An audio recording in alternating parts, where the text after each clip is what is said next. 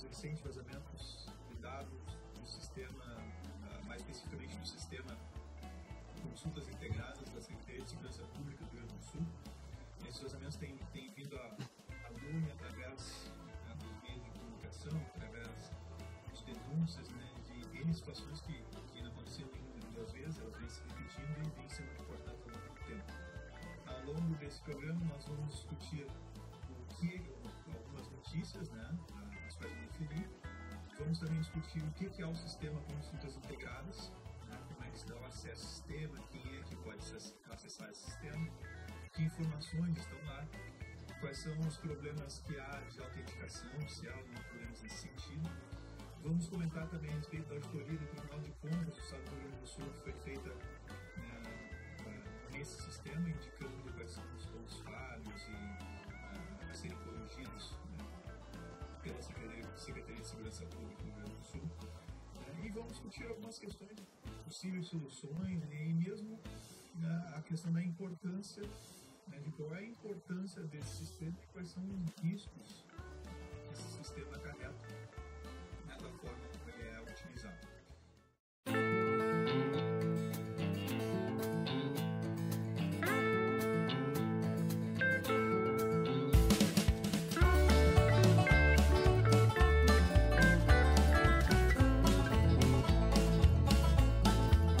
Este é o Segurança Legal, episódio 100, gravado em 20 de abril de 2016, os bastidores do Segurança Legal. Neste episódio especial, falamos sobre os bastidores do podcast Segurança Legal, com a ajuda de Fábio Ossolini como host.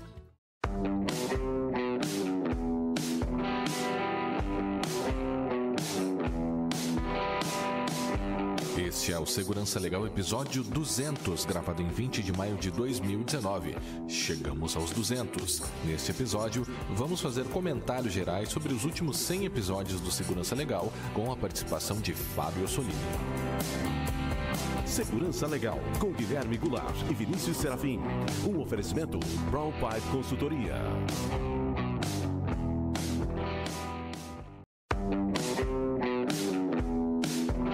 Este é o Segurança Legal episódio 300, gravado em 31 de dezembro de 2021. Neste episódio, você ouvirá um pouco do que aconteceu nos últimos 100 episódios do Segurança Legal.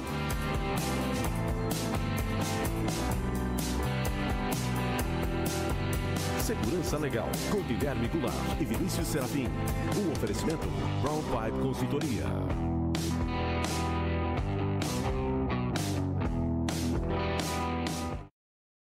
Sejam todos muito bem-vindos ao episódio 400 do podcast Segurança Legal. Estamos de volta, né? O seu podcast de segurança da informação, direito da tecnologia, tecnologia e sociedade. Eu sou o Guilherme Goulart e aqui comigo está há 400 vezes, né, Vinícius? Pela 40ª centésima... Não? Na verdade... né? Na verdade, menos um pouco, porque tem vários episódios que eram os resumos de notícias do Ossolini. Teve episódios que eu não pude fazer, então não dá exatamente 400 que a gente tá junto nos 400, mas sim, quase são... E eu tô quase sem voz aqui, tô quase ausente do episódio 400. Pois é, eu vi aqui, o cardinal é quadrigentésimo episódio. Eu achei que fosse quadricentésimo, mas enfim, acho que dá pra contar 400 vezes aqui, Vinícius, até porque teve outras coisas que a gente participou, né? É verdade. E acho que esse é o primeiro ponto aqui, né? Você ouviu aí, a gente fez um pequeno áudiozinho do primeiro, do centésimo, do duocentésimo, do tricentésimo, não sei se é assim o cardinal, e agora do como é que é mesmo? Quadrigentésimo episódio. Para trazer um pouco esse histórico, né, Vinícius? Porque, afinal de contas, aquele primeiro áudio que você ouviu ali, a gente já falou isso várias vezes aqui, mas acho que cabe falar novamente, né? Você vê que a qualidade estava ruim, tinha um ruído de fundo. Cara, eu tava olhando os tempos aqui, a gente pegou do episódio 1, do 100, do 200 e do 300, né? São 4 episódios. Só a abertura do primeiro episódio é metade do tempo de tudo que nós tocamos aqui no início. A gente fazia uma abertura mais falada, né? Bem mais longa a gente fazia. E sem contar que era uma coisa meio durenga, assim, uma coisa meio... A gente tava ainda encontrando o nosso jeito de falar ali para poder gravar e tudo mais. Então é muito interessante ouvir de novo essas aberturas, assim. E mudou muito, né? Da primeira para a centésima ali, mudou bastante. Sim, da qualidade, né? A qualidade, a forma de fazer a abertura e tudo mais. E também bastante. A gente viu a participação no 100 e no 200 ali do nosso querido amigo o Fábio Assolini, né? Que fez parte da história desse podcast também. A gente aproveita para mandar um grande abraço para ele. Foi um cara assim que, né, muito importante na nossa jornada e além de ser um cara fabuloso, né? Uma pessoa muito bacana, assim. Então a gente também, né?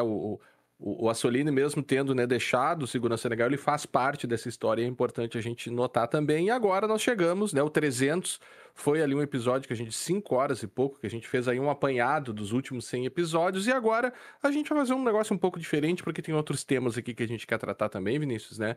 E eu acho que um outro tema, então, além de agradecer aos ouvintes nesses 12 anos aí, 13 anos de podcast, de 2012 para 2025, então esses 13 anos de podcast, né? Isso é feito tudo para você, ouvinte. Mas também nós temos um anúncio bem legal, né, Vinícius, para fazer, que foi a inauguração do espaço Brown Pipe, lá na CETREM, em 3 de maio. Né? Conta para nós aí um pouco como foi esse dia aí.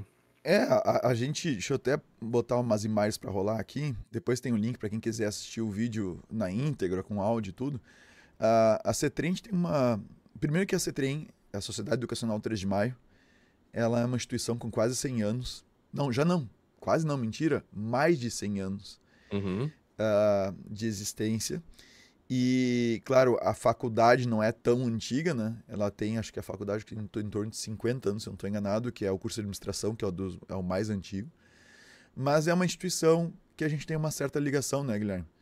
É uma instituição que eu estudei em 93, vários lugares que eu morei aqui perto, em Boa Vista, Buricá, e acabei estudando na CETREM, e eu tenho muito boas lembranças da CETREM, inclusive relacionada à questão de TI.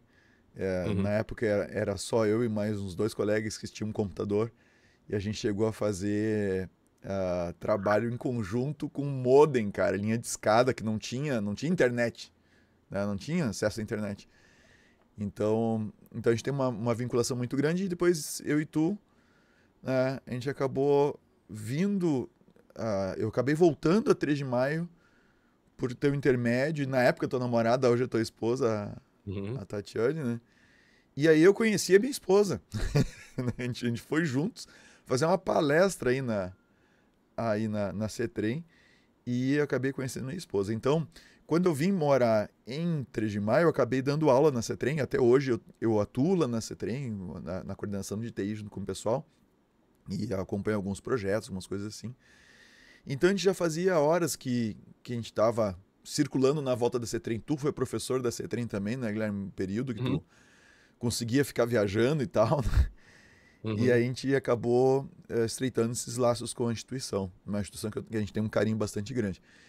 E a Brown Pipe, nós dois iniciamos trabalhando remotamente desde o dia 1. Né? E aí, quando a gente teve o processo da pandemia, pós-pandemia, a gente acabou indo com muitas empresas, a gente acabou indo o resto do pessoal para o home office, o resto que eu digo, né? Eu e o Guilherme sempre trabalhamos em home office. E aí a gente resolveu, então, ter um espaço físico ali na CETREM, uma parceria com a CETREM para criar um espaço que, vamos dizer assim, que represente a Brown Pipe, né? E que seja aberto ali para a gente conseguir interagir de uma maneira mais próxima com a academia, considerando aqui o espaço que a gente tem muito próximo da gente. Então, essa sala aí que vocês vão ver, a gente fez a sala é mais um lugar de encontro, de estudo, de gravações, vocês vão ver coisas sendo gravadas lá. Esse fundo aqui é de lá, já é de lá. E nós fizemos um evento que a gente falou sobre inteligência artificial, segurança da informação e proteção de dados. Essas 3 coisas, a gente fez um talk com empresários aqui da região sobre isso, né, sobre esse tema.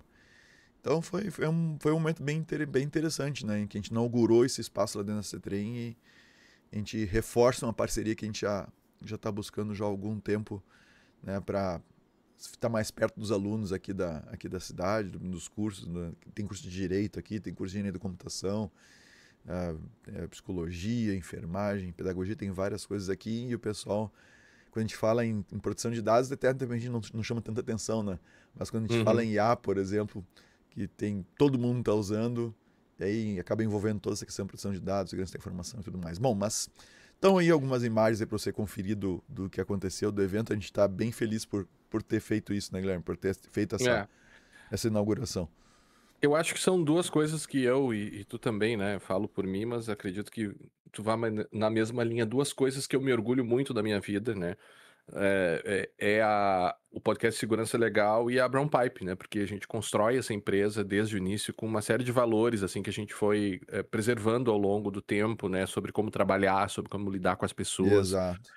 E eu acho que isso acaba se refletindo também na forma como a gente lida com os nossos clientes. Vocês nos conhecem, vocês têm nos ouvido aqui por 400 episódios, né? Então a gente também acha que é possível mudar o mundo, né? Ou contribuir para o mundo também por meio de uma empresa sobre a forma que a gente lida com as pessoas, com a academia, com os clientes, com os funcionários, né? E eu acho que essa sala representa isso também, né? Porque ela vai permitir... É uma sala multiuso, então tanto a comunidade acadêmica, os docentes, os discentes podem usar essa sala se quiserem, né? E a própria comunidade empresarial de 3 de Maio, ficou um espaço excelente, assim, né? Modéstia à parte, né, Vinícius? A gente investiu bastante tempo ali no planejamento, então todos os detalhes ali foram cuidadosamente planejados por nós. E, claro, a gente não pode esquecer também da Camila, né? A Camila, né, que trabalha conosco, que foi a pessoa tanto que organizou esse evento. Você está vendo ali, foi um evento bem legal. Depois vai ficar o link para você ver ali os vídeos e fotos e tudo mais. Mas também foi a pessoa que grande parte ali dessa organização da própria sala, escolhas e tudo mais, foi ela que fez aquele logo ali bonitão da Brown Pipe, que ficou um logo metalizado ali, né, que marca bem a nossa presença. Não, aquilo lá foi feito, não vem com metalizado. Eu penei para conseguir encaminhar isso. Não foi eu que fiz, é óbvio, né? Isso aí é aço inox. Eu não lembro o número do aço inox, tem um número, tá? Tem um número específico. Eu não sabia dos números do aço inox. Tem vários tipos de aço inox. Ele é um aço inox 1,5, 1,5 milímetros. Bom, mas pesado pra caramba aquele negócio, né? De qualquer forma, fica então aí o nosso anúncio, né? Se você estiver pela região, nos avise e passe lá para conhecer o espaço, tomar um café com a gente, tomar um suco, enfim, conversar, né? Sobre esses nossos temas, será muito bem-vindo se estiver pela região também. Tá bom? Beleza, Guilherme. E agora vamos entrar nessa, né? Acho que já tá o vídeo rodando ali enquanto isso, mas vamos entrar já no ECA Digital, né? Eu acho que foi, Vinícius, uma das... Embora o projeto seja de 2022, né, e tenha sido discutido, né, com reuniões, né, com audiências públicas e tudo mais, ganhou reforço nessa questão do ECA Digital com o famoso vídeo lá do Felca, que inclusive foi o nosso último episódio, né? 399, que a gente gravou lá em agosto, né, 12 de agosto. A gente falou sobre isso e o processo legislativo, né, passou lá por Câmara e Senado e agora essa lei já foi para a sanção presidencial. Ele pode eventualmente vetar uma outra coisa, mas, né, a gente está vendo aqui a versão que provavelmente vai ser a que vai ficar, o que vai se tornar lei, né? E aqui eu acho que cabe algumas questões, algumas direções introdutórias aqui, né, Vinícius? Essa lei, ela fala sobre várias coisas que a gente vai comentar aqui, sobre várias práticas que vão dever ser realizadas, né, pelos provedores, né, por empresas que disponibilizam conteúdo direcionado para crianças e adolescentes. A lei toda fala sobre crianças e adolescentes, mas para eu não ficar repetindo crianças e adolescentes, eu vou falar criança, mas vocês entendam que o adolescente está ali junto, tá? Só para não ficar falando o tempo todo criança e adolescente.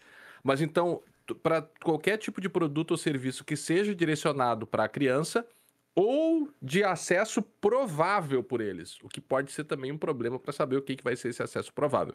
Então, várias dessas práticas, elas vão contar ainda com uma regra regulamentadora posterior para dizer como algumas dessas coisas vão ser feitas, né?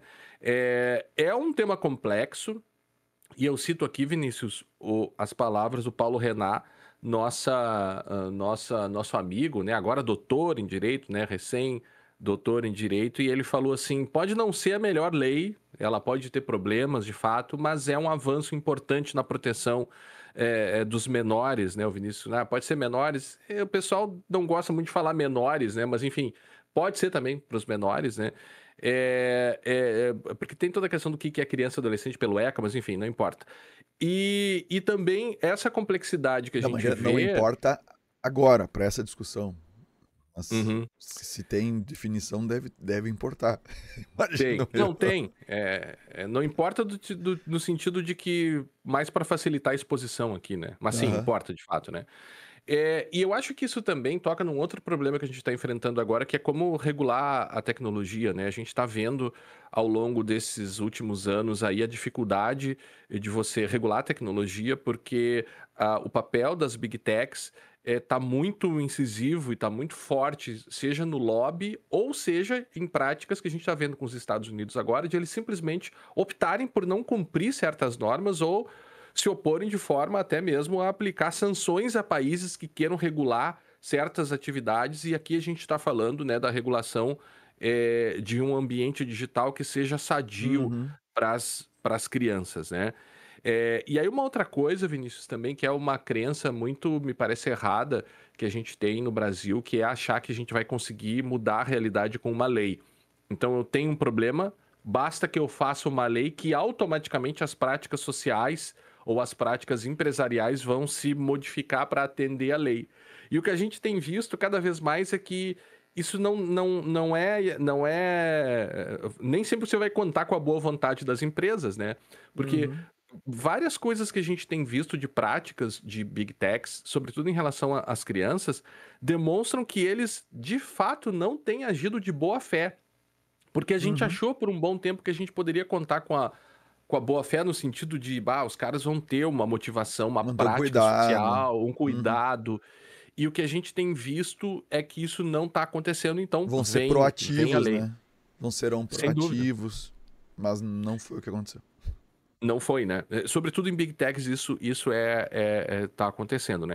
Eu não sei se tu quer falar alguma coisa inicial, Vinícius, também fazer uma fala inicial ali para depois a gente ir comentando sobre alguns aspectos da lei. Eu acho que o aspecto principal, que é a questão do controle de idade ali, né? Parece que é uma das coisas mais polêmicas ali, mas se tu quiser fazer uma fala inicial também agora... Bem rapidamente, justamente nessa linha dessa falta de proatividade das empresas, a gente sabe, né, nós comentamos em vários episódios aqui, né, Guilherme? Citamos ainda no caso quando a gente citou o vídeo do Felca, no último episódio a gente falou sobre isso também. Que aqui já faz um tempo que a gente comenta sobre esse uso de internet por parte de crianças. E quando a gente fala internet, a gente está falando de serviços, de aplicativos e de tudo mais que se acessa por meio da internet, mas não somente, né? Até mesmo brinquedos, a gente já falou sobre os brinquedos conectados à internet e tal. Jogos, né? A lei fala sobre jogos. E de fato, os controles eles são bastante limitados, né? Tu pega uma empresa como a Meta, por exemplo, né, que tem o Facebook, que investe o que investe para conseguir criar perfis, vender propaganda, etc. E implementa mecanismos pífios de cadastro, né? Que as crianças facilmente conseguem passar por eles. Mas, de qualquer maneira, a gente encontra isso mesmo em lugares... por exemplo, tem o Steam, para quem joga e tal, daquela central de jogos Steam. O Steam tem controles parentais muito bons, tá? Eu falo porque eu uso, meu filho tem conta Steam e tal. Os controles parentais são muito bons. Mas, ao mesmo tempo, né, embora tenha uma certa dificuldade ali, se meu filho quisesse criar uma conta no Steam dizendo que ele nasceu um pouco antes do que de fato ele nasceu, ele conseguiria e teria acesso a conteúdos... Bom, eu mesmo tive que desativar na minha conta Steam, Guilherme. Começou, um tempo pra cá, começou a aparecer algumas propagandas, tem a loja da Steam e tal, começou a aparecer algumas propagandas de jogos que são, na verdade, com conteúdo sexual explícito. E eu achei estranho que ele começou a aparecer para mim, e aí eu tive que me preocupar em procurar onde é que eu desativava esse tipo de conteúdo na minha conta para que eu não abrisse a loja na frente dos meus filhos e de repente parece uma coisa explícita lá. Então eu achei um lugar onde eu desativar, beleza e tal. Então tu imagina uma criança que abre uma conta na Steam e os pais nem sabem o que é, elas vão estar muitas vezes expostas a conteúdo sexual explícito, tá? Não é erótico, é explícito mesmo.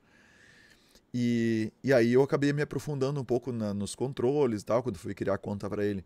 Eu fui ver como é que se fazia uma tal da conta família. Então tu tens uma série de controles, mas isso exige dos pais um conhecimento que muitos não têm, uma intimidade com tecnologia que muitos não têm. Então dá para ver assim, em resumo, para início de conversa, assim, dá para ver que isso que tu fala que a gente espera ou esperava, né, que de boa fé ou que de maneira proativa as Big Techs atuassem para proteger as crianças, na verdade é o contrário. Elas fazem o mínimo que dá só para dizer que estamos nos preocupando de alguma forma, mas é um mínimo, né? Não facilitam as coisas, controles de privacidade são ruins mesmo para adultos, e é difícil para os adultos organizarem as coisas, acessarem, conseguirem ter algum controle sobre isso. E no entanto, elas investem caminhões de dinheiro, né, para fazer outras coisas mais complexas, mas que facilitem a vida deles em coletar, criar perfis, etc. E não investem nisso. Então, um outro exemplo, Guilherme, que é bem chato, o Netflix. Netflix, tu pode criar conteúdo por idade, pode criar um perfil por idade. E tu pode, inclusive, vetar conteúdo. Então eu posso no perfil dos meus filhos dizer lá, esse conteúdo eu não quero que apareça. Só que isso é uma coisa tão chata, cara, que eu tenho que ficar catando onde é. E só funciona no navegador. Então, se tu usa no celular, se tu fica usando na TV, e tu não acessa a tua conta Netflix no teu computador, tu não vai ver lá o controle que te permite tirar algumas coisas que tu não quer que a criança assista. E é chato de fazer, tem que ser um por um. Eu não consigo pesquisar e marcar todos que aparecem na pesquisa. Parece que é feito de propósito, para não ter para ser difícil esse tipo de controle. Então, sim, cara. Os dark patterns, né? Quando assim, você cria lá um X. O dark pattern, ou também conhecido como má vontade. Má vontade ou malícia. Mas, enfim, é isso, assim. Esse é o meu comentário de entrada nesse assunto. Eu tô controlando um pouco minha voz, tá, gente? Não. Vai lá. Eu tô quase sem voz. E tem que dar uma aula hoje à noite, quero só ver. Sabe que eu acho que é essa coisa também, né? De a lei vai mudar a realidade posta, né? Essa lei, ela fala em várias vezes sobre essa obrigação, não somente o direito da criança de obter uma formação adequada para o uso, né, de novas tecnologias, mas também o dever dos pais, que se amplia naquilo que a gente conhece como poder familiar, né? O poder familiar, né, que é o poder que os pais têm de direcionar a criação dos seus filhos. Ele é um poder, mas ele é um poder vinculado, né? Como todo poder, né? Todo o exercício de direito que você tem encontra limites, né? Então, o poder que você, enquanto pai, tem de direcionar a criação dos teus filhos, ele não é um poder ilimitado no sentido de que você possa fazer qualquer coisa, né? Porque é um poder que você exerce em função do filho, ou dito de outra forma, seguindo uma palavra que aparece várias vezes lá, que é o melhor interesse da criança. Então, você tem o poder, mas esse poder é limitado pelo melhor interesse. O ponto é que você não precisa de uma lei, ou não precisaria de uma lei, né, de fato, para que pais conseguissem direcionar o uso de tecnologia pelos seus filhos, né? Sobretudo qualitativamente e quantitativamente, né? E a lei, me parece que, infelizmente, não vai mudar isso. Não vai ser com a lei que os pais vão acordar para isso. A gente precisa de algo mais também. Então, é uma questão que não é só... Claro que os pais também têm um controle limitado, é uma sociedade toda direcionada para que todo mundo se vicie nesse tipo de aplicativo. Então, o pai sozinho também não vai conseguir fazer nada, mas novos deveres ficam bem mais claros agora, se havia alguma dúvida de que os pais deveriam tomar esses cuidados. Bom, eu vou ir tocando em alguns pontos, Vinícius, e aí você vai me interrompendo sempre que você achar necessário, tá? Primeira coisa é que a gente vai ter uma outra autoridade, né? que é referida aqui, seria a Autoridade Administrativa Autônoma de Proteção de Crianças e Adolescentes no Ambiente Digital. Eu tentei fazer a sigla, mas aí ficou totalmente Guilherme, se nem eles fizeram. Exato. Se nem eles fizeram. Você pega vamos fazer uma sigla para isso né? aqui. Não, tá muito difícil, deixa o nome assim mesmo. Tem 3 As no início, seria A3. Eu faria um A. Um A. Um A3. PK. Não dá. PCAD. A3 PCAD. Horrível. A3 PCAD. E essa empresa, a autoridade, ela é referida várias vezes, ainda vai ter que ser criada, e ela vai ter várias atribuições, inclusive de, eventualmente, receber, por exemplo, alguns controles, né, de idade, para avaliar os controles de idade, que eu acho que é uma das grandes questões aqui, e que se assemelha um pouco do que está acontecendo lá no Reino Unido também, né? Outra coisa, eu comentei antes, o melhor interesse da criança. Esse é um conceito super importante, né? Quando a gente fala em criança e adolescente, é você avaliar não somente o que vai ser melhor para ela naquele contexto, mas também entender algo que é muito importante para quem estuda, né? Eu não estudo muito essa parte, assim, de direito da criança e do adolescente, né? Já estudei no passado um pouco, assim, já orientei alguns trabalhos e tal, mas se tem um conceito que é muito importante, que é o chamado desenvolvimento progressivo, que é o quê?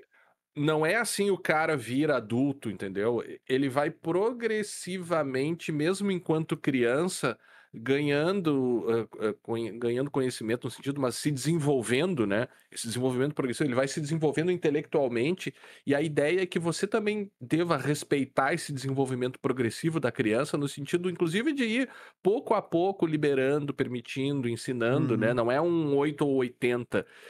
E em algum momento eles falam lá, por exemplo, além de definir esse melhor interesse na internet, que é muito importante, né?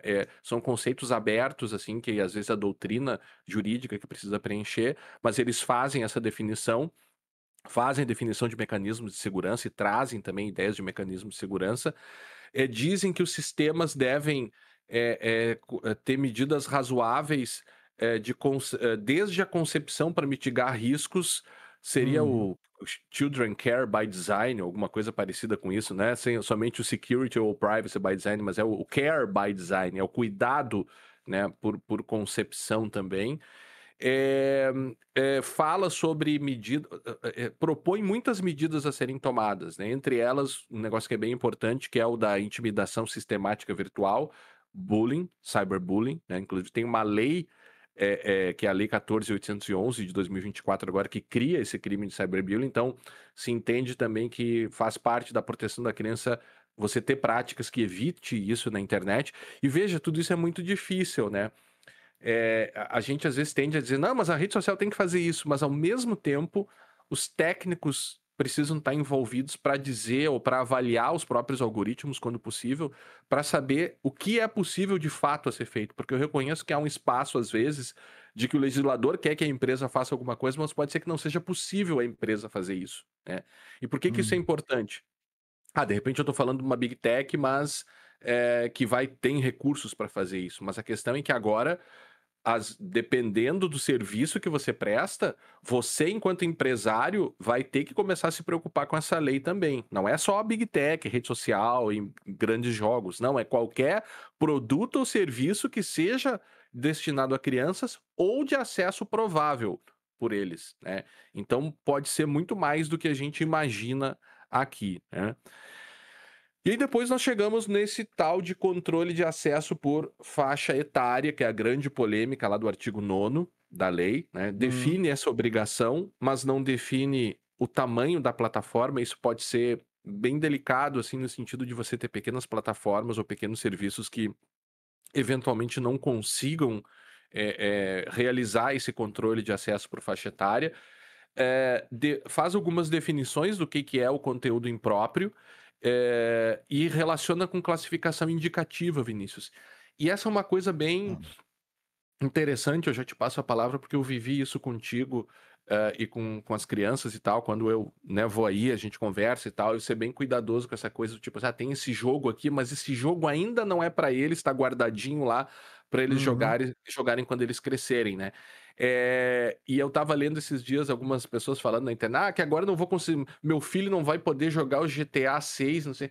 Cara, o 5, né? 5 ou 6, sei lá qual é o número. Tem o 5. Né? Eu tenho o 5. O 6. Não, então o próximo agora acho que é o 6. Deixa eu ver aqui. Foi lançado. Deve ser, eu não tô acompanhando o GTA. Ou é o 5, enfim, sei lá. Mas tá. Mas enfim, cara, é um jogo pra pessoas com mais de 18 anos, entendeu? Teu filho não pode jogar o GTA 6, entendeu? O 5, sei lá qual seja o número do, né? E eu acho que esse ponto da classificação indicativa e o papel dos pais aí que ficou meio perdido nisso tudo, né? Porque o pai ainda tem o papel de direcionar ou permitir que o filho, claro, com todos os, né, as atribulações que isso possa ter na internet, não conseguir controlar tudo que o filho vê, mas ainda assim os pais têm um papel aí, né? Nesse âmbito de classificação indicativa, por exemplo, né? Aí que tá, né, Guilherme? Essa questão da classificação indicativa, né? Porque, assim, em primeiro lugar, a gente tem que lembrar que se o pai autorizar, a criança vai acessar. Certo? Que nem no cinema, né? Tem a classificação indicativa para um filme, mas se tiver acompanhado dos pais, e os pais acharem por bem levar a criança no filme, e vai levar. Então, esse é um aspecto importante. Por que eu digo que esse é um aspecto importante? Porque no final das contas, os pais vão fazer esse filtro em casa, que é onde as crianças passam a maior parte do tempo, né? Em casa e na escola. Na escola já tem um pouco mais de limite, porque está proibido o celular lá, né? Então, pelo menos nas escolas que seguem direitinho a lei, né? Que conseguem implementar os mecanismos para que as crianças não tenham acesso ao celular. Depois do ônibus para casa, ou da rua para casa, e mesmo no amigo e tal, né? Aí os controles são os que regem, os que valem na casa. Então, por exemplo, os meus filhos não usam celular, eles nem têm celular, a gente não deu celular para eles. Mas os coleguinhas do meu filho mais velho têm, quase todos têm celular. E alguns têm os pais têm algum controle, outros os pais eles fazem o que querem no celular. Então, existem a gente tem algumas dificuldades mesmo de entendimento por parte dos pais e responsáveis com relação a essa curadoria, vamos dizer assim, né? Essa tutela aí com relação ao conteúdo acessado e entender o que é adequado ou o que não é. E mesmo porque tem aquele problema que a gente já comentou várias vezes, de o pai, e bom, quem é pai e é mãe sabe como é que é, né? Às vezes tu tá cansado, não sei o quê, cara, e tu quer sentar um pouco, e de repente a criança se acomoda num desenho, ou vendo alguma coisa na TV, num jogo, ou coisa parecida. E tu tirá-la dali significa que tu vai ter que sentar com ela. Entende? Tu vai ter que tirá-la dali, tu vai ter que sentar com ela, vai ter que dar atenção, porque ela vai querer atenção. Não adianta dizer não assiste TV, não usa o celular, e tu não dá um outro, né, uma alternativa a isso, e essas alternativas normalmente eles acabam procurando os pais, né? Normalmente, né? Pelo menos aqui em casa acontece bastante isso. Então, tem desde isso até essa questão de deixar e nem controlar, nem acompanhar, não assistir junto, não ver o que a criança está assistindo, se isso é adequado para a tua idade, não é. E mesmo algumas coisas são classificadas como sendo adequadas, Guilherme. Adequadas. Eu julgo elas extremamente inadequadas. Então, há algumas coisas que estão dentro da faixa etária deles, dos meus filhos, e, no entanto, eu vou lá e veto. Né? Olha, isso aqui tá na faixa etária, mas não interessa, não vai ver isso aqui. Né? Já outras coisas que até tem um certo nível de violência, por exemplo, Star Wars, né? Quem já assistiu todos os filmes aí tem cabeça sendo cortada, tem umas coisas meio, né, uma certa violência. Anakin sendo queimado num mar de lava. Mas isso nem é de menos. O Conde Dooku lá perdendo a cabeça, entende? O cara cruza os dois sabres no braço cortar braço até vai, mas cortar a cabeça é ruim, né, cara? Pô, cortar a cabeça braço. Não dá. Cortar braço é violento também. Não, dá de bom. Cortar braço é tranquilo. É com sabre, já cauteriza, entende? Não tem... exato. Agora a cabeça rolando é dose, entende? Embora seja uma coisa meio disfarçada assim, mas rola o raio da cabeça. Mas assim, eles assistem com a gente, assistiram com a gente Star Wars. Talvez alguém vai discordar de mim, não deveria ter deixado de assistir e tal, não sei o quê. Então tem certas coisas. Eu quando fui pequeno, quando eu era criança, eu assisti muita coisa violenta porque os meus pais não estavam filtrando o tempo todo, entende? Mas acho que eram outros tempos também, né? Mas eu vi muita coisa que eu não deveria ter visto, entende? Sim, normal. Mas enfim, mas eu quero dizer então que tem esse aspecto do cuidado por parte da família, que é extremamente importante, por mais controles que tu tenhas à disposição, né, para te limitar acesso a conteúdo ou controlar conteúdo. Por outro lado, aquilo que eu já falei das Big Techs, aí ter que dar recursos para os pais, né? Mas esse outro aspecto que me chamou a atenção na lei, que eu olho talvez com um viés mais de pai, quem sabe, né? E também pelo lado da TI. Que é essa necessidade, Guilherme, das empresas controlarem o acesso ao seu serviço, né? E aí, assim, ó, eu já recomendei mais de uma vez que o The Hard Fork, que é o podcast sobre tecnologia do New York Times, eles gravaram um episódio, só vi aqui, acho que foi o 147, tá? Eles gravaram comentando sobre uma lei que entrou em vigor no Reino Unido, é o 147, tá? Inclusive o título é The Internet Wants to Know How Old You Really Are. A internet quer saber o quão velho você realmente é, ou qual é realmente a sua idade, né? E o que eles estavam discutindo? Lá no Reino Unido, eles têm que necessariamente... eles têm que tu vai entrar em site com conteúdo pornográfico, conteúdo adulto, né? Tem que haver uma identificação por meio de documento oficial de que tu é maior de idade. E aí eles estavam comentando, teve um documento, tipo um abaixo-assinado com mais de 400 mil assinaturas contra essa lei. E eles mesmos comentando de forma a contrária a essa lei pela forma como é necessário se provar a tua idade, pelo documento oficial. Então, assim, sem julgamento moral, pode ser que você que nos ouve, entre vocês que nos ouvem, há aqueles que vão dizer assim, quer acessar, se tem vergonha de acessar, então não acessa, não tem que acessar, né? Não deve acessar e acabou.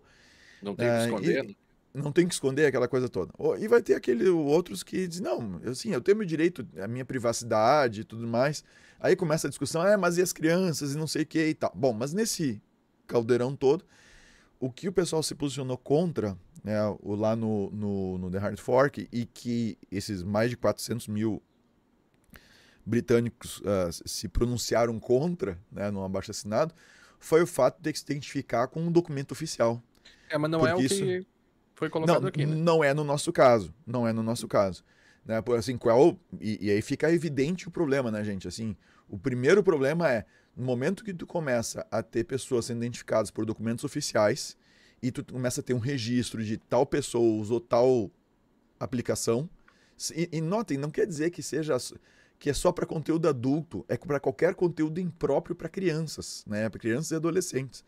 Então, de repente, tu pode estar acessando algo que é impróprio para criança e adolescente e não é um conteúdo que envolve sexo ou coisa parecida, mas pode ser um conteúdo que tu não queira estar vinculado a ele, por causa do país que tu mora, entende? Por causa das ideias e das crenças de quem está na tua volta. Então, tem várias questões aí que atingem a privacidade de cada um.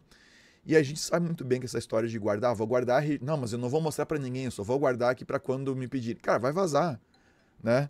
Assim como vazam as senhas e não sei o que, vão vazar esses eventuais registros em que o pessoal vai dizer lá, o Vinícius esteve aqui acessando um Reddit aqui falando mal do Trump aqui, ou coisa parecida, tá? Falando coisas... E aí daqui a pouco vai estar lá vinculado o meu nome com aquele acesso que eu fiz àquele conteúdo. Isso no Reino Unido, tá? Aqui no Brasil, não se colocou essa situação de ter que identificar por meio de documento oficial. Mas é necessário ter algum mecanismo alguma forma de se impedir que crianças e adolescentes acessem esses sites. Até depois a gente vai comentar aqui uma possível solução, né? Não é uma solução, né? Mais para um exercício assim, mental, né? Da gente entender os problemas dessas soluções. E essa do Reino Unido tem um baita de um problema, né, Guilherme? Eu acho que são aquelas escolhas que nós vamos fazer, né? A gente enquanto sociedade, assim, de certa forma se acostumou, né, a que ambientes muito impróprios se criassem sem levar em consideração os interesses das crianças no mundo Sem inteiro, dúvida, né? sem dúvida. Então a nossa vida atual dos adultos hoje, ela se acostumou de certa forma com isso. Qual foi o caminho que nós achamos aqui, que o legislador brasileiro achou, né?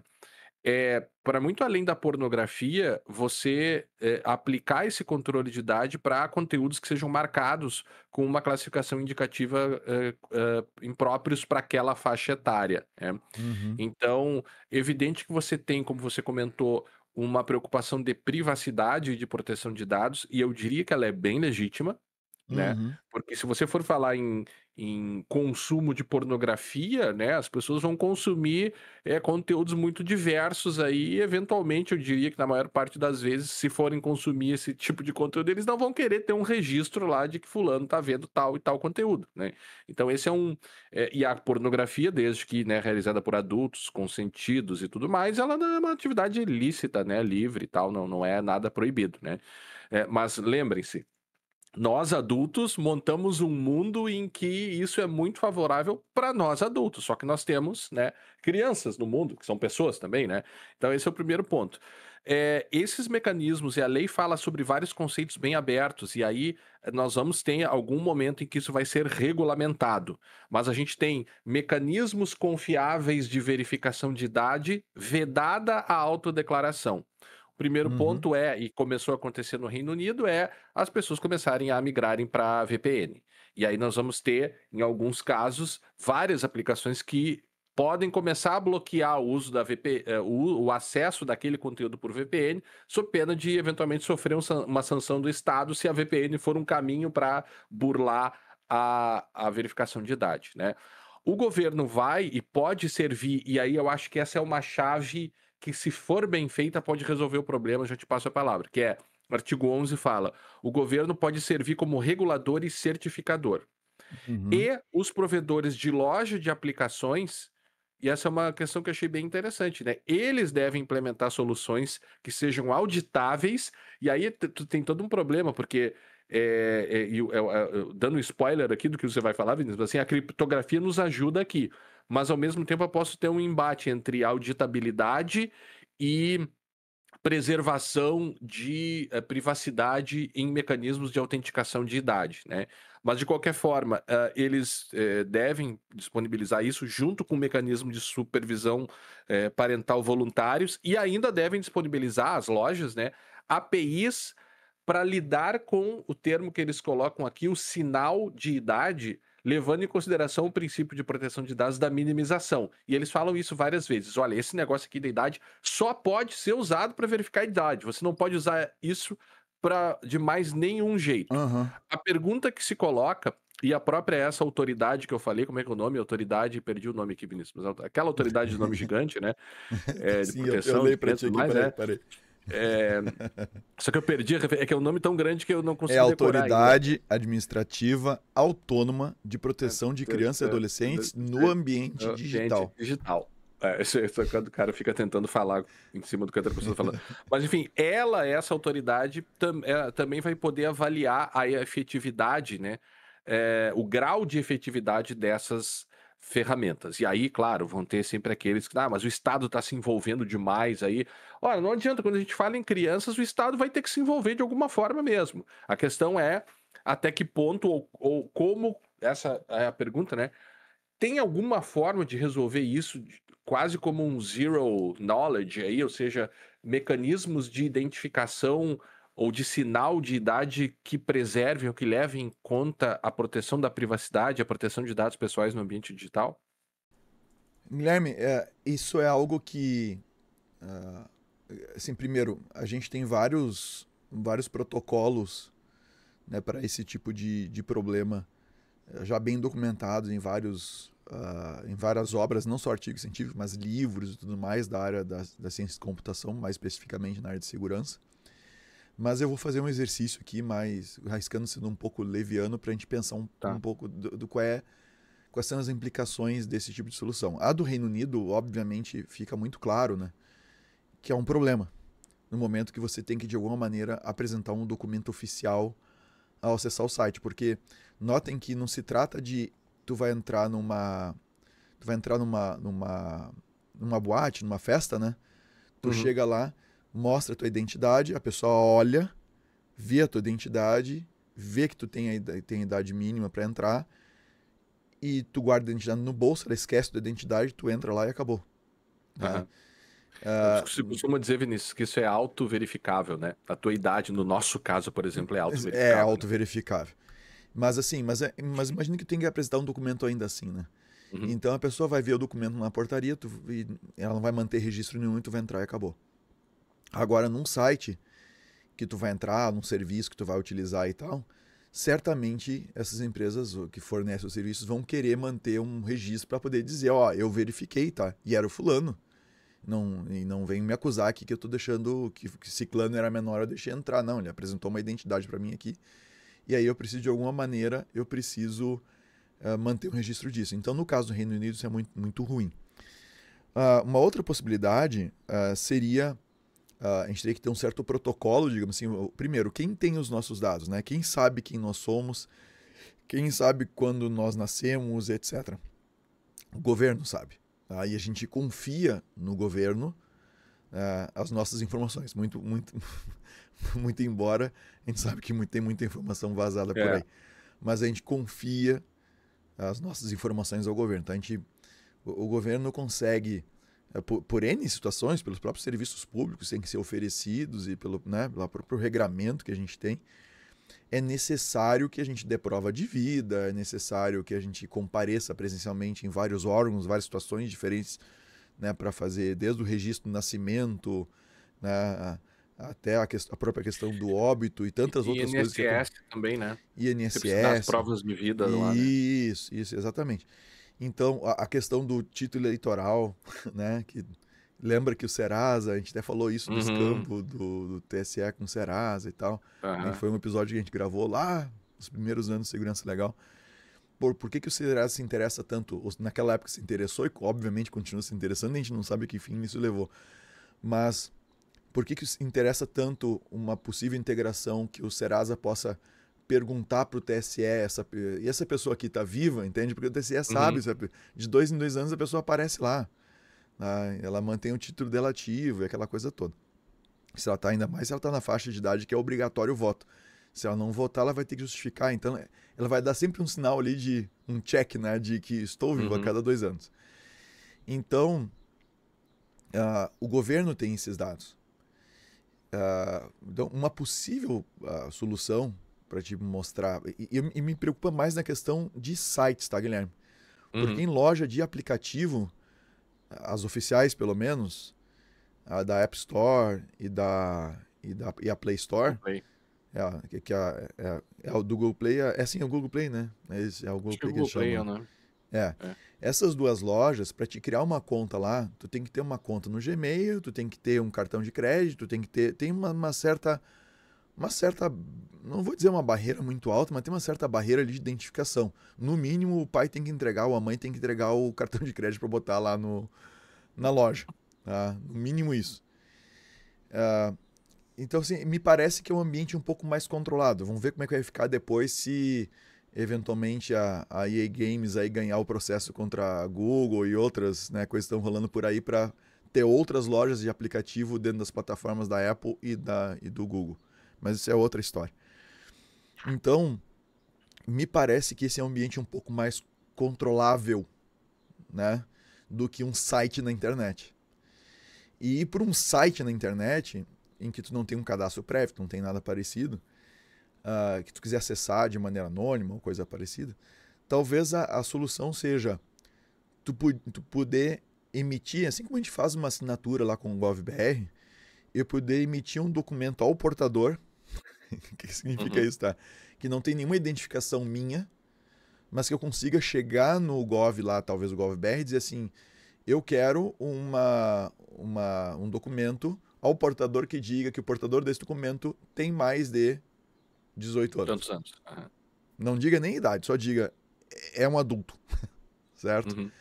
E aí eu posso apresentar esse documento no site no momento de entrar. Claro, gente, eu estou mandando... Assinado digitalmente. Aí que tá, agora eu vou entrar. Estou colocando isso de uma maneira muito simples, tá? Que vai parecer que tu vai ter que acessar um site, gerar alguma coisa e levar no outro, tá? Isso é óbvio que não é assim. Mas é só para que a ideia fique clara. Uhum. Então, e é claro que o site onde eu vou entregar esse documento, ele tem que ter alguma maneira de verificar, de atestar que esse documento é verdadeiro, ele é válido, Uhum. tá? E foi emitido por alguém que ele confia, no caso, o governo brasileiro. E o que seria trivial para o site verificar a assinatura do documento que ele está recebendo. E essa assinatura que teria que valer aí uns 5 minutos ou coisa parecida. Tem que ter esse documento teria um prazo de validade para usar, para entrar. Fiz login com o documento, apresentei o documento. Esse documento não tem identificação nenhuma, nenhum vínculo com a minha conta. Eu apresento ele para o site registra lá, até pode guardar o documento se quiser. Tal usuário, né, tal acesso eu permiti com este documento aqui. Eu não sei quem é a pessoa, eu não tenho dado nenhum que identifique ela, mas eu sei que é um documento válido emitido pelo governo brasileiro. Então... E o governo brasileiro não armazenaria o documento assinado, assim como ele faz com os assinadores Isso aí, exatamente. GovBR, né? Lá no lado do governo, o governo recebe a minha solicitação, claro que eu vou ter que me identificar, porque ele vai ter que saber quem sou eu. No momento que ele emitir esse documento, ele não pode inserir no documento nenhum tipo de número, nada que esteja atrelado à minha conta. Uhum. Qual é o problema disso? Se ele fizer isso e eu entrego esse documento por um terceiro, e esse terceiro armazena e depois vaza, ou o governo pede os registros lá no... O terceiro entrega o documento, ele não tem como saber quem é, mas o governo tem como desanonimizar, ou seja, ele tem como pegar um identificador que ele tem eventualmente colocado no documento gerado. E desde que ele guarde, né? E desde que ele guarde e que esteja vinculado à minha conta lá no GovBR, por exemplo. Ele consegue saber, então, o Vinícius acessou esse site, acessou esse serviço. Tá? Então, ele teria que resistir à tentação de assinar o documento para ti com a chave dele lá, né? E esquecer. Mas sem guardar qualquer referência que ele assinou aquele documento, repito, como acontece com o GovBR na assinatura de documentos, porque quando você assina um documento lá no GovBR, esse inclusive é um problema, né? Às vezes quando invadem o GovBR das pessoas e começam a assinar documentos loucamente, a pessoa não consegue saber o que foi assinado. Claro, ela não deve, o governo não teria como guardar todos os documentos assinados, que seria um absurdo, né? Não seria esse o objetivo, mas nenhum registro eles voluntariamente disponibilizam. A questão é que a construção de zero knowledge disso deveria ser feita pela parte do governo, e o artigo 11 prevê essa possibilidade, né? Então, assim, uma coisa algo bem implementado nesse sentido, no meu entender, funcionaria muito bem. Né? Mas, claro, a gente tem vários cuidados aí. Desde o governo não poder desfazer essa anonimização sozinho e nem em conjunto com o site que tá recebendo o documento. Então, isso teria que ser uma coisa que quase que transparente. Né? E não pode usar o site que a gente está acessando como intermediário. Então, tem que ser... Eu vou acessar o site. Nota que não é trivial fazer isso, tá? Por causa da maneira como a internet está o funcionamento da internet está estabelecido, a gente vai ter que fazer algumas mudanças no navegador, ou com um plugin, ou com um protocolo que venha nativo no navegador. E isso não é de uma hora para outra. Ninguém vai estar implementando isso no navegador porque o Brasil determinou e todo mundo no mundo vai utilizar. Então tem uma série de empecilhos. Né? Tem uma série de empecilhos aí que vão... modificações de sistemas e tudo mais, que vão impactar. Então, esse é um recurso que deve existir no seguinte sentido: eu abro meu navegador, eu vou acessar um site que exige verificação de identidade, o meu navegador inicia um processo de conversa com o Gov, né, com o governo brasileiro, que emite esse documento eletrônico, esse documento digital, se preferirem, dizendo o portador deste documento válido por 5 minutos é maior de idade. E aí o navegador apresenta pro site que eu estou acessando esse documento e me permite entrar. Então, só que daí a gente tem várias situações. Por exemplo, se, de novo, se os pais quiserem deixar os filhos acessarem, eles vão deixar os filhos gerarem essas identidades aí meio que por conta e vão acessar. E não duvide, tá, que alguém vai ter a ideia de criar um serviço para vender esses passes, digamos assim. Mais uma vez, né, Vinícius? Não, eu digo, fazer lembra, a gente está tentando ou propondo, né, uma ideia aqui que seja privacy friendly, né? Porque você tem uma série de outras possibilidades, talvez até mais fáceis de se implementar, que não são privacy friendly. Como, por exemplo, a autenticação biométrica de todo mundo. Aí é o pior dos mundos possíveis, né? Porque daí é dado sensível e tudo mais, né? Agora, eu não sei se nós vamos, aí um exercício de futurologia, se nós vamos conseguir chegar nesse nível de especialidade, sabe? Eu acho que isso não vai rolar, porque você vai ter que ter uma complexidade também dos próprios provedores, né? Se disponibilizarem a fazer isso, e a depender do tamanho do serviço, pode ser que ele não tenha nem meios para implementar isso. Claro, ser uma API, alguma coisa do gênero, mas assim, não é também. É uma certa pretensão querer que a não ser que todo mundo adotasse uma ferramenta dessa, né? Mas como os Estados Unidos hoje estão lidando com esse tipo de controle, eu não acho que isso aconteceria, né? Pelo menos não em curto prazo, ou médio prazo. Aí entra essa questão, assim, mesmo nos Estados Unidos alguns estados já começam a se preocupar com isso, tá? Então, só que, dada a situação que a gente tem lá, dessa proximidade das Big Techs com o governo Trump e essa, vamos dizer assim, essa tendência do Trump meio que ignorar certas regras, embora aí tem algumas agendas que entram em conflito, tá? Porque os apoiadores do Trump acabam tendo assim um certo interesse por essa pauta por causa da proteção das crianças. Tá? E aí acaba existindo um conflito ali, muito embora as Big Techs tenham um apoio, tenham uma proximidade muito grande ali para impactar nessas regras, nessas regulamentações. Né? Vamos falar um pouquinho, bem rapidamente, sobre as outras questões, né? As questões maiores aqui, né? Inclusive, novas obrigações sobre a disponibilização de mecanismos de supervisão parental.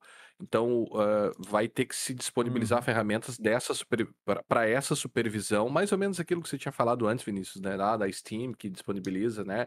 Então, até coisas do tipo avisar que tem supervisão parental na conta, monitoramento e limitação do tempo de uso, por exemplo. Isso é bem interessante, né? Me agrada essa ideia. Também as configurações padrão das ferramentas devem limitar os recursos que aumentariam esse uso artificial, como reprodução automática de conteúdo, feed infinito e coisas como recompensas pelo tempo de uso, isso fala especificamente lá, né? Estabelecer, que é um grande problema, inclusive, se prevê a possibilidade de revisão das ferramentas de IA, sobretudo de algoritmos de recomendação, com especialistas e órgãos competentes, que também eu gostei bastante dessa ideia, sabe? Ou seja, vamos botar um grupo de especialistas e vamos começar a discutir formas de melhorar esses algoritmos. Claro, mais uma vez, como esses algoritmos são black box, a gente precisaria ter aí uma boa vontade das plataformas, que no mundo ideal eu não sei se aconteceria, né? Identificar perfis de adultos que a criança pode eventualmente estar se comunicando ou bloqueá-los, né? E também alguns controles sobre jogos eletrônicos. Isso aqui é um outro assunto, né, que acaba entrando aqui também, mas acho que daria só um episódio para falar sobre controles em jogos eletrônicos. Depois tem um problema da publicidade digital. E eu achei bem interessante essa parte, né? Publicidade para crianças e adolescentes é uma grande questão no estudo do direito. Eu já estudei, já escrevi sobre isso, inclusive. Inclusive, já escrevi um artigo sobre publicidade no YouTube e tal. E aí eles estão indicando que vai ser proibido o profiling de crianças, bem como análise emocional, uso de realidade aumentada estendida para publicidade. E é aqui que entra a regulação do fato que deu origem a toda essa rediscussão dessa lei, né? Porque foi o vídeo lá do Felca que trouxe os vídeos daquele outro cara, que é o Ítalo Santos, que hoje está preso junto com o marido dele, né? que de alguma forma monetizava conteúdos sensuais de crianças. E aí é aqui que entra a regra que lidaria com o problema que deu origem a toda essa rediscussão. Diz o artigo 23 que a monetização e o impulsionamento de conteúdos que retratem crianças e adolescentes de forma erotizada ou sexualmente sugestiva ou em contexto próprio do universo sexual adulto. Veja que interessante, é a regra para lidar com aquele problema, é bem específico, inclusive. Mas não envolveu outros tipos de eventual violência psicológica, como a gente viu acontecendo com o caso da Bel para meninas, que inclusive recentemente teve o seu canal apagado pelo YouTube, chorou na internet e tudo mais. O canal foi apagado. O canal foi apagado. E ela disse que perdeu todos os vídeos e tal, né? A gente já falou sobre esse caso e também ficou bem conhecido e também foi mencionado lá no vídeo do Felca, né? Isso é uma coisa que é cruel e a responsabilidade são dos pais dela. Porque a gente comentava um pouco antes, né, Guilherme? Querendo ou não, é a realidade dela, né? Foi a vida dela durante uma parte importante da vida dela. E isso afeta a pessoa psicologicamente e emocionalmente. Eu não estou dizendo que não deveria ter sido apagado ou que isso não deveria ter sido, de alguma maneira, né, os dados serem entregues a ela e a conta apagada, não sei exatamente em que termos isso foi feito, né, mas me parece que, no caso, ela é a vítima. Me parece não, ela é a vítima. Né, porque quem monetizou em cima da pessoa dela, né, quem monetizou em cima da infância dela, foram os pais dela. E claro, depois a criança não vai, óbvio, ela gosta dos pais dela, ela não vai ficar dizendo, olha o que fizeram comigo, coisa horrorosa e tal. É a vida que ela conhece, foi a bolha na qual ela foi educada e tudo mais, e ela entende que isso estava correto, que estava ok, que os pais dela só queriam o melhor para ela e tal. E, no entanto, ela não enxerga o problema, né? E é justamente aí exatamente por isso que precisa alguém de fora, né? Se os pais não conseguem ter equilíbrio ou entendimento suficiente para saber que o que eles estão fazendo com os próprios filhos é inadequado, aí a lei entra e protege a criança e protege o adolescente, como em outras situações, né, Guilherme? Em outros cenários também, né? E a Bel aí, ela teve cenas assim que por favor, né, cara, depois a mãe e os pais que se colocando como vítima e tal, vítima é ela. A mãe e o pai são adultos, deveriam saber o que estavam fazendo. E é um grande problema, né, para ela também, porque mesmo que não seja a melhor forma de construção de uma identidade, aquele canal também compunha um tanto quanto a identidade dela, mal ou bem, né? Exatamente. Então, e veja, não estou dizendo que eu não concordo com a natureza do conteúdo, mas ao mesmo tempo eu também não sei se apagar tudo que tinha lá, de repente não pode ser problemático, mas enfim, a ideia do melhor interesse da criança, né? E monetizar, aí vem o outro lado, né? Monetizar esse tipo de conteúdo também é uma violência, não somente para ela, mas é uma violência para a imagem de todas as crianças. Por isso que a gente tem, inclusive, crimes de simulação de pornografia infantil, ou seja, você produzir imagens simuladas também é crime, porque não é só uma questão daquela criança violentada, eventualmente, é uma questão de você afetar a imagem de todas as crianças, né? Depois nós temos algumas questões de rede social. Uma sugestão que eu daria, Guilherme, é o juiz aplicar uma multa para os pais da Bel, equivalente ao que eles recolheram. Cara, eu fico imaginando eu fazer com meus filhos o que a mãe dela fez com ela. Eu me sinto mal só de pensar, cara. E assim, cobrar uma multa, botar a grana num lugar que vai estar disponível para ela. Eu não sei que idade que ela tá agora, se ela já tem 18 ou não. Não, acho que não. E deixar disponível para ela. Não deixar eles usarem a grana, pelo menos até ser mais velha. Mas nota que o peso todo vai cair em cima das redes, né? Você tem um elemento do pai, porque o pai não é dono da imagem do filho. Esse é um negócio bem importante também, né? Ele não é dono. O poder familiar dele deve ser exercido em benefício do filho. Então, para além dos reflexos lá no direito de família, e eventuais limitações desse poder familiar, a rede vai ser responsabilizada. Esse é o ponto, né? Por exemplo, redes abaixo de 16 anos, a conta deve ser vinculada a um responsável. Também me parece interessante, né? Eles vão ter que monitorar, eles vão ter que confirmar a identidade se a conta demonstrar indícios que pertencem a uma criança, ou seja, para além daquela identificação de idade, eles ainda vão ter que monitorar para saber se encontra algum comportamento ali para identificar se é uma criança ou não. Veja, sem poder fazer profiling, tá? O que deixa a coisa bem mais difícil ainda.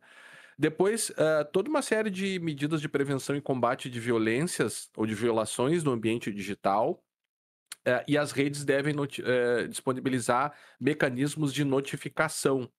Ou seja, tem que ter lá um formulário para você indicar a notificação. Só que tem um baita de um problema aqui também, Vinícius, que a rede vai ser obrigada a retirar o conteúdo assim que eles forem comunicados.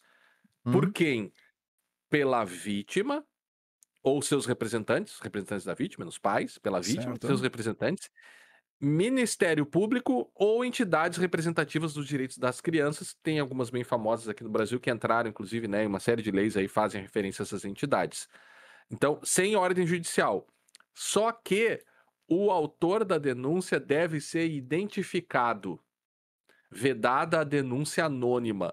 Vedada a denúncia anônima? Vedada a denúncia anônima. Ou seja, o notificante tem que se identificar para denunciar. Então, me parece que essa é uma medida, talvez... Se o cara não tiver os recursos que o Felca tem para poder ter advogado, trabalhando, carro blindado e não sei o que mais. Aí não notifica, não sei. Aí fica quieto, não notifica, né? Porque para retirar do ar sem ordem judicial, o autor da notificação deve ser identificado. E pior não, mas mais ainda, né? Os responsáveis pela plataforma devem ter medidas ali de mecanismos de contestação da decisão. Isso é bom. Ou seja, se ele bloqueia ou se há algum bloqueio ou retirada do ar, a rede social tem que explicar para a pessoa por que foi retirado e permitir algum tipo de defesa, mas eles prevêem também a possibilidade de punição para uso abusivo dos instrumentos de denúncia. E aí eu achei, isso é meio delicado. Eu vou fazer uma denúncia, mas ao mesmo tempo eu tenho que me identificar e ao mesmo tempo eu posso ser sancionado por um uso abusivo de denúncia. Claro, qualquer exercício abusivo de qualquer direito pode constituir um ato ilícito, né? Pelo artigo 187 lá do Código Civil. Mas eu notei assim que, isso aqui tem uma carinha de que pode dar problema aqui, entendeu? Pessoas eventualmente ser perseguidas porque fizeram notificação, né? Enfim, talvez até para um chilling effect ali, para você não notificar sem se identificar, entendeu? Tipo, como é que você descobriu isso aqui? Esse tipo de coisa, sabe? Por que você viu isso aqui? Sei lá, me preocupou um pouco essa regra aqui. Depois eles vão ter que ter uma série de regras, né, de transparência, prestar contas, quantos perfis foram bloqueados, quantas denúncias receberam, o papel de governança dessa autoridade administrativa e algumas sanções que podem chegar até multas de 50 milhões por infração. A gente vê a questão da multa de 50 milhões e se anima, né? Bom, agora o Brasil vai... Só que a gente tem que ver que o nosso histórico recente em relação ao LGPD, essas multas não foram aplicadas, né? No cenário atual de desrespeito à proteção de dados no Brasil, essas multas não estão sendo aplicadas. O cenário atual, ele tá mais no sentido de uma lei que não pegou do que algo que leve o mercado a querer respeitar a lei por risco de ser autuado, entende? Eu diria que uma lei que pegou em parte. Parcialmente ela pegou, né? Parcialmente você tem uma série de coisas sendo feitas, mas você tem também uma série de elementos, parece que uma aplicação tanto quanto superficial, né? Você olha os debates na União Europeia e olha os debates aqui, não tem comparação. Né? Uhum. Por exemplo, essa coisa de reconhecimento biometria facial espalhado por condomínio pelo Brasil inteiro, que a gente já falou aqui, né? Mas estou desviando do assunto, enfim. E no final das contas, Vinícius, outras disposições, achei bem interessante. Embalagens de equipamentos eletrônicos deverão conter adesivo com informações sobre a proteção de crianças. E isso envolve o papel da rotulagem em produtos, né? Inclusive, tenho também algumas coisas escritas sobre rotulagem no direito do consumidor, é um tema que eu gosto bastante, mas a rotulagem ela serve também como tanto quanto publicidade, né? Ou seja, o que está no rótulo serve como, pode ser visto como publicidade, serve como informação fornecida pelo fornecedor, e agora uma nova rotulagem, talvez, de uso para criança, classificação etária, cuidados e tal, vai ser uma coisa bem legal, me parece. E, para terminar, uma vacatio legis, que a gente chama no direito, ou seja, depois da sua aprovação, ela entra em vigor depois de 1 ano, para que todo mundo tenha tempo para se adequar a todas essas regras, que são muitas, e muitas delas ainda vão ter que passar por regulamentos para explicar como que elas vão ser cumpridas. Perfeito, Guilherme. Tá bom? Eu vou terminar o episódio 400 sem voz. Olha só, talvez seja um bom, né? Você falou tanto nos 400 episódios, ficou sem voz. Não, eu tenho que dar uma aula hoje, cara. Quero só ver como é que eu vou fazer isso. Vou ter que... Come uma maçãzinha. Já fiz isso, eu tô ligado na maçã. Chazinho com mel. Né? Vai ter que ser. E usa um microfoninho, se tiver à disposição também, né? Ajuda. Numa dessas, usar um mic aí resolve. Né? Vamos terminando? Bora. Eu já tô. Então terminei. vamos lá. Eu não consigo. Agradecemos. Então, Vinícius, agradecemos a todos aqueles e aquelas que nos acompanham por 400 episódios, né? Mais uma vez, esse podcast é feito para o ouvinte, né? Claro, a gente faz porque gosta, mas também o objetivo sempre aqui é agradar o nosso ouvinte. Então, a gente espera que tenhamos conseguido aí, nesses últimos 13 anos, Vinícius, né? Que a gente vem insistindo. A gente é insistente, em gravar o Segurança Legal. A gente Legal, insiste em gravar o Segurança Legal, então a gente termina esse episódio aqui com muita felicidade, mandando um abraço para todos e todas que nos acompanham nesses 13 anos aí de Segurança Legal. Tá bom? Então, até a próxima! Até a próxima!